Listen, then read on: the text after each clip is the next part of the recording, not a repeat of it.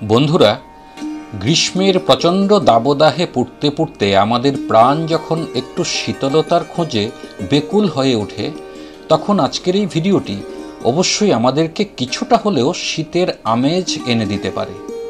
আমরা তো কত শীতপ্রধান অঞ্চল বা দেশের নাম শুনে থাকি। আমাদের মধ্যে অনেকেই হয়তো সেরকম কোনো দেশে বা অঞ্চলে বসবাসও করি, কিংবা সেসব জায়গায় বেড়াতে গিয়ে শীতের হিমশীতলতায় জমে যাওয়ার অভিজ্ঞতাও হয়তো আমাদের অনেকেরই আছে। কিন্তু আমরা কখনো ভেবেছি কি যে এই পৃথিবীতে সবচাইতে শীতল শহর বা মানুষ বসবাস করে এমন সবচাইতে শীতলতম অঞ্চল কোনটি? তীব্র শীতের পরিবেশে সেখানে বসবাসকারী মানুষদের জীবনযাত্রাই বা কেমন করে চলে? সেখানকার গাছপালা, পশু পাখি, জীবজন্তু, প্রকৃতি, পরিবেশ এগুলোই বা কেমন? আসুন বন্ধুরা, বিয়ন্ড ডার্কের আজকের এই ভিডিওতে আমরা জেনে আসি পৃথিবীর শীতলতম শহর বা মনুষ্য বসতিটির সম্পর্কে চিত্তাকর্ষক ও আশ্চর্যজনক কিছু কথা। ভিডিওটিকে না টেনে সকলেই শেষ পর্যন্ত দেখুন আর অনুভব করুন শীত কাকে বলে। ভিডিওটি দেখে ভালো লাগলে পৃথিবীর এবং পৃথিবীর গণ্ডি ছাড়িয়ে গোটা ব্রহ্মাণ্ড জুড়ে ছড়িয়ে থাকা এমন আরও অসংখ্য রহস্যময় স্থান কিংবা ঘটনার আরও অনেক ভিডিও পেতে অবশ্যই এই ভিডিওটিকে লাইক করুন আর চ্যানেলটিকে সাবস্ক্রাইব করে পাশে থাকা বেল আইকনটিকে ক্লিক করুন। তাহলে আসুন বন্ধুরা, কথা না বাড়িয়ে আমরা এবার পাড়ি দেই বিশ্বের সবচাইতে শীতলতম এক শহরে। হ্যাঁ, বলছিলাম রাশিয়ার সাইবেরিয়া অঞ্চলের উত্তর পূর্ব প্রান্তে থাকা সাকা প্রভিন্সের একটি স্বায়ত্তশাসিত শহর ওইমিয়াকনের কথা। এটি এখনো পর্যন্ত পৃথিবীর শীতলতম স্থায়ী জনপদ। অনেকে তাই একে নর্দার্ন পোল অফ কোল্ড নামেও ডাকেন। ঊনবিংশ শতাব্দীতে রুশ জেলেরা ইন্ডিকিরকা নদীর তীরে এই শহরটির পত্তন করেছিলেন। এর আগে যাযাবর হরিণ পালকরা তাদের পোষা বলগা হরিণগুলোর জলতেষ্টা মেটাতে এখানেই এসে উপস্থিত হতেন। তবে ওই সময়ে সেখানে কোনো স্থায়ী জনবসতি ছিল না। জায়গাটি শুধু শীতলতমই নয়, বেশ দুর্গমও বটে। নিকটবর্তী শহর থেকে সড়কপথে এখানে পৌঁছাতে সময় লাগে টানা 48 ঘন্টা। চরম প্রতিকূল আবহাওয়ায় এই সড়ক নির্মাণ করতে গিয়ে বহু শ্রমিকের জীবন গেছে। এই সকল মৃত শ্রমিকদেরকে এই সড়কেই সমাহিত করা হতো। তাই এই সড়কটিকে রোড অফ বোনস নামেও ডাকা হয়। বরফের আস্তরণ জমে এই রাস্তা কাচের মতো পিচ্ছিল হয়ে থাকে, তাই সামান্য একটু এদিক সেদিক হলেই নিশ্চিত বিপদ। 2011 সালে বিবিসির বিচারে এই সড়কটিকে পৃথিবীর সবচাইতে বিপজ্জনক সড়ক হিসেবে উল্লেখ করা হয়। জিপিএস স্থানাঙ্ক অনুযায়ী এই শহরটি 63 ডিগ্রি 27 মিনিট 39 সেকেন্ড উত্তর অক্ষরেখার উপর অবস্থিত। 60 ডিগ্রি অক্ষরেখাকে বলা হয় মেরুবৃত্ত, অর্থাৎ ওইমিয়াকন শহরটি সেই হিসেবে মেরুবৃত্তের ভেতরে অবস্থিত। ফলে শহরটি সারা বছরই পুরো বরফের চাদরে ঢাকা থাকে। স্থানীয় ভাষা অনুযায়ী ওইমিয়াকন শব্দের অর্থ হল যেখানে নদীর জল জমাট বাঁধে না। প্রতি বছর শীতকালে ইন্ডিকিরকা নদীর প্রায় পুরোটাই জমে গিয়ে বরফে পরিণত হলেও অত্যন্ত রহস্যজনকভাবে এই শহরের পাশ দিয়ে বয়ে যাওয়া নদীর অংশটুকু কখনোই জমাট বাঁধে না, বরং প্রবহমান থাকে। সম্ভবত এটিই ছিল শহরটির ওইমিয়াকন নামকরণের পেছনে মূল কারণ। ভূগর্ভস্থ ফাটলের মধ্য দিয়ে পৃথিবীর অভ্যন্তরের তাপ বেরিয়ে এসে জলকে উষ্ণ রাখার কারণে তীব্র শীতেও ওইমিয়াকন শহরের পাশ দিয়ে বয়ে চলা ইন্ডিকিরকা নদীর অংশটুকুর তাপমাত্রা কখনোই 2 ডিগ্রি সেলসিয়াসের নিচে নামে না। স্বাভাবিকভাবেই নদীর এই অংশে শীতকালে প্রচুর মাছ ধরা সম্ভব হয়। এই বিষয়টি ওইমিয়াকনকে স্থায়ী জনবসতি হিসেবে গড়ে উঠতে সাহায্য করেছে। সমুদ্রপৃষ্ঠ থেকে শহরটির উচ্চতা প্রায় 750 মিটার এবং শহরটি চারদিক থেকে একটি বৃত্তাকার পর্বতমালা দিয়ে ঘেরা, যার গড় উচ্চতা 1100 মিটারের সামান্য বেশি। শীতল বায়ু অপেক্ষাকৃত ভারী হওয়ায় তা এই পর্বতমালার মাঝখানে অবস্থিত শহরটিতে জমা হতে থাকে। আর এই কারণেই শহরটির তাপমাত্রা বছরের সবসময়ই এত কম থাকে যে এখানে চোখের পাতা নিমেষে জমে বরফ হয়ে যায়। প্রতি বছর সেপ্টেম্বর মাসের মাঝামাঝি নাগাদ ওইমিয়াকনের তাপমাত্রা 0 ডিগ্রি সেলসিয়াসের নিচে নেমে যায়, যা আবার 0 ডিগ্রির উপরে উঠতে পরবর্তী বছরের এপ্রিল মাস পর্যন্ত অপেক্ষা করতে হয়। এখানে ডিসেম্বর থেকে ফেব্রুয়ারি মাস পর্যন্ত গড় তাপমাত্রা -50 ডিগ্রি সেলসিয়াসেরও নিচে থাকে। বিশেষ করে জানুয়ারি মাসে প্রতিদিনই তাপমাত্রা থাকে -60 ডিগ্রি সেলসিয়াসেরও নিচে। এমনকি এই শহরের গ্রীষ্মকালটাকেও শীতকালই বলা চলে। তবে জুন জুলাই মাসে এখানকার তাপমাত্রা কখনোই -10 ডিগ্রি সেলসিয়াসের নিচে নামে না।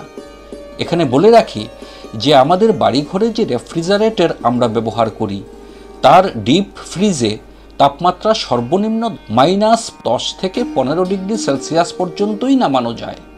সেই দিক থেকে বিচার করলে ওইমিয়াকনে বসবাস করা ডিপ ফ্রিজে বসবাস করার চাইতেও আরও বহুগুণ বেশি কঠিন।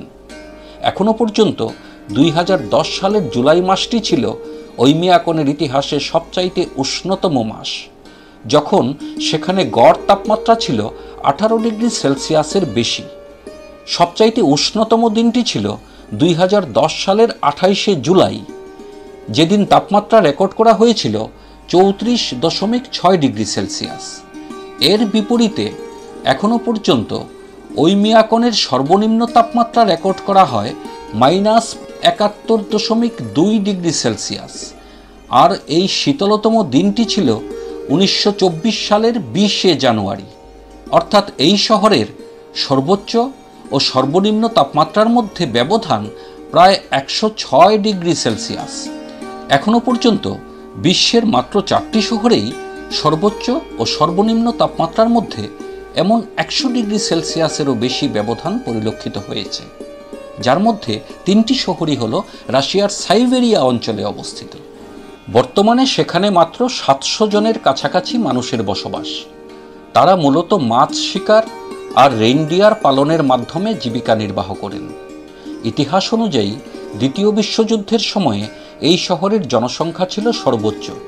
ওই সময়ে এখানে প্রায় 2500 মানুষ বসবাস করতেন। তবে তাদের অধিকাংশই ছিলেন সোভিয়েত সামরিক বাহিনীর সদস্য, কারণ দ্বিতীয় বিশ্বযুদ্ধের সময় এখানে একটি সামরিক বিমানবন্দর নির্মাণ করা হয়েছিল। ওই বিমানবন্দরে যুক্তরাষ্ট্রের আলাস্কা থেকে উড়োজাহাজ চলাচল করত। দ্বিতীয় বিশ্বযুদ্ধে হিটলারের নাৎসি বাহিনীকে মোকাবেলায় মিত্রশক্তি এই সামরিক বিমানবন্দরটিকে ব্যবহার করত। ওইমিয়াকন শহরের অধিবাসীরা তীব্র ঠান্ডাকে মোকাবেলা করে বেঁচে থাকার স্বার্থে বেশ কিছু ব্যতিক্রমী অভ্যাস রপ্ত করে নিয়েছেন। এই পরিবেশে কোনো চাষাবাদ সম্ভব নয়, তাই এই শহরের অধিবাসীদের খাদ্য তালিকায় শর্করা প্রায় নেই বললেই চলে। তাদের দৈনিক ক্যালোরি চাহিদার বেশিরভাগটাই পূরণ হয় আমিষ থেকে। মূলত মাছ এবং রেইনডিয়ারের মাংসই হলো তাদের প্রধান খাদ্য।